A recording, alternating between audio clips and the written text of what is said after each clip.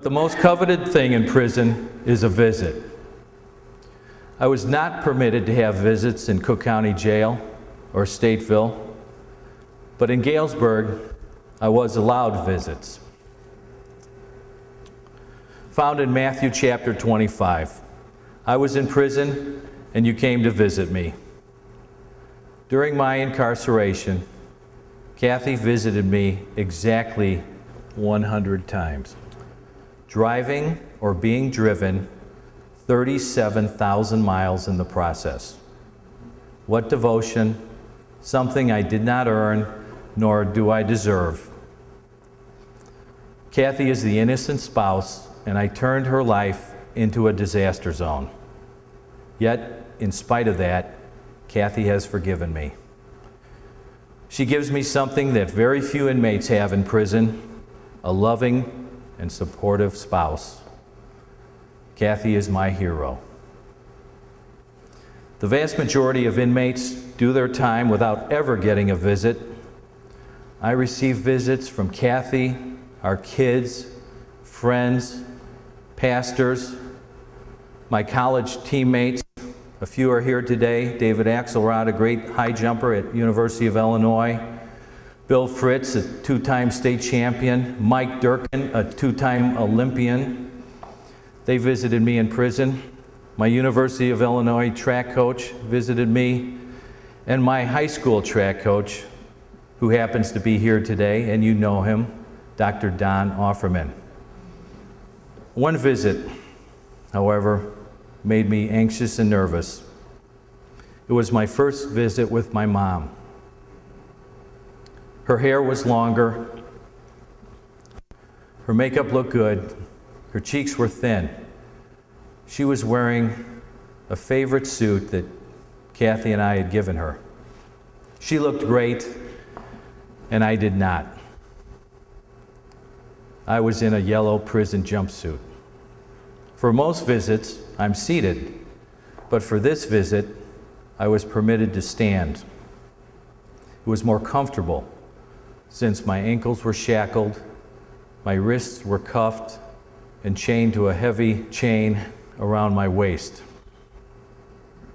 I was under maximum security.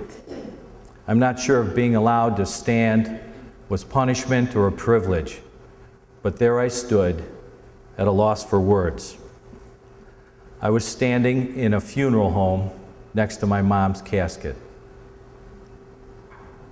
I had been escorted by 2 armed guards from Galesburg, and they were watching my every move. I was on a funeral furlough, which is rarely granted in Illinois Department of Corrections, but Kathy persevered and made arrangements with the warden at a cost of $1,000 to pay for the travel expenses and the double time and a half for the guards. I was granted permission for a visitation and viewing of my mom. I was not allowed to attend her funeral, and I was not allowed to be in contact with the public or any members of my family. Funeral furloughs used to permit an inmate to attend the funeral service for a family member, but this policy came to an abrupt halt several years ago when a gang leader was driven by 2 guards to a Chicago funeral for his mother's funeral. The inmate and 2 guards were the first to arrive. Then a few attendees arrived, followed by several more. Within 2 minutes, the small parlor room was filled with over 200. The guards soon noticed that those attending were gang members of the notorious Chicago street gang, the Gangstas. The guards were armed, but they were no match for the weapons of the gang members. The Gangstas commandeered the funeral parlor for a gang meeting. No one was hurt, but this meeting necessitated a drastic change in policy for Illinois Department of Corrections. As an aside, the gang leader involved happened to be my cellmate for a few months.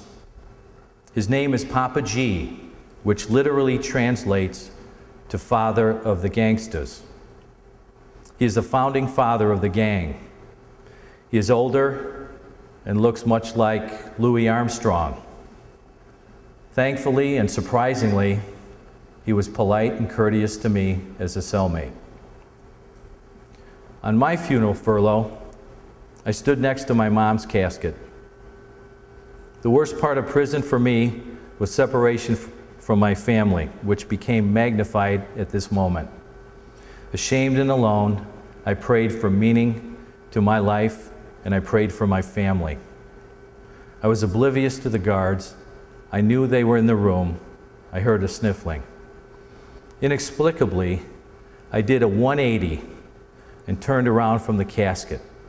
And standing there a few feet in front of me was Kathy, and behind her were our 3 children.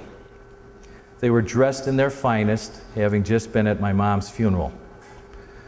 Kathy and our kids have never, ever looked better. We embraced in a good old-fashioned group hug. My family hugged me. I couldn't hug back because my hands were secured to my waist.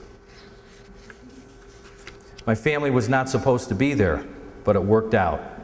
The funeral director convinced the guards and assured them that his building was secure. It worked out so well that we had a feast on the card table next to my mom's casket.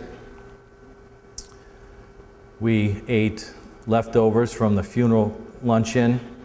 Our daughter Haley fed me sandwiches, again, because I couldn't use my hands.